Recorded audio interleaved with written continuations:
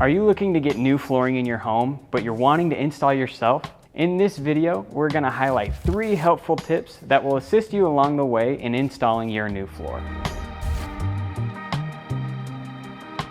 The first thing you want to do before you even buy flooring is measure the area and where you're going to install the new floor.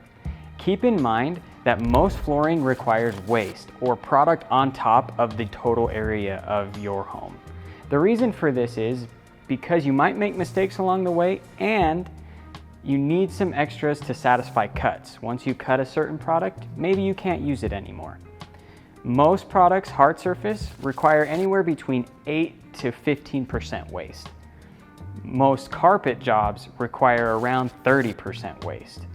So it's very, very important that you add that on top of your initial measurement.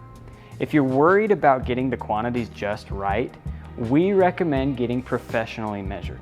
Now I know this is a DIY project, but here at Boulevard Home, you can come in and request a measure from us and we will come out for free in local areas.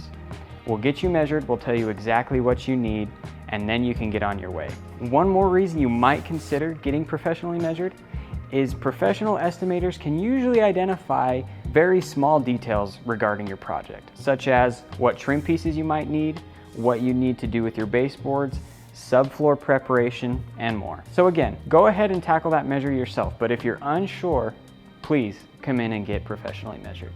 The second thing that you should consider, even before you start installing your own flooring, is what product you're gonna put down. There are many types of carpet and many types of hard surface flooring. So do research beforehand to identify what product is right for you. We recommend using online resources.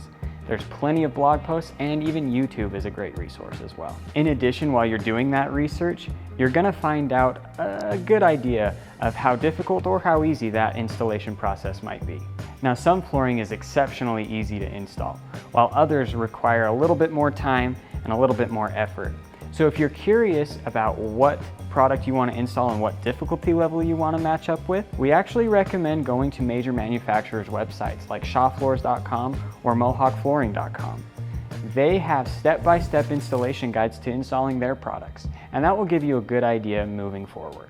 The third and final tip we have for you for your DIY project is to not skimp on quality tools and materials for your installation.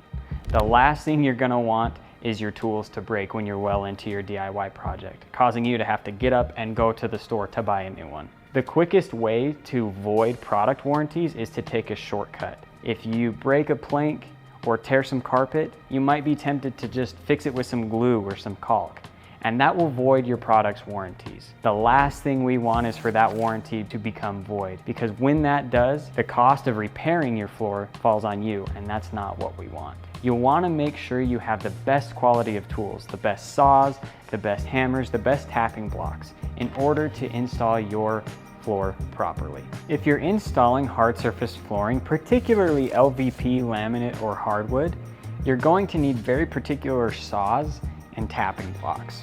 For LVP, you can use a razor blade, a chop saw, or a circular saw. For hardwood, you're more than likely going to want to use a chop saw. But if you're still confused on which blade you might need to use, we recommend going on to the manufacturer's website and accessing their installation guide. There, it will have a list of tools that you need for your installation. Carpet installation requires very specific tools that normally can't be found at a general hardware store.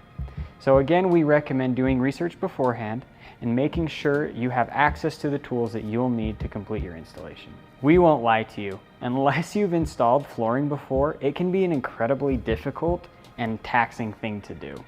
It can take some time. Carpet is heavy, wood is messy, and tile requires very special tools to get the job done. We recommend taking your time. That's the key to all of this. Plan out a few days or even a few weeks to complete the job and never feel like you have to get it done in one day. If you start to get a little tired or a little frustrated, step away from the job for a little bit. Take a few hours or maybe even call it a day. You can always come back to it the next day. Lastly, if you start your project and something comes up that you're not able to complete it, don't worry. Contact your flooring professional and see if they can arrange to have a professional installer come and finish the project for you. We hope these tips help you in your DIY project. So good luck, and always remember, there are plenty of resources out there for you if you get stuck or lost. Thank you for watching. Make sure you subscribe below and check out our other videos for helpful information about your flooring products.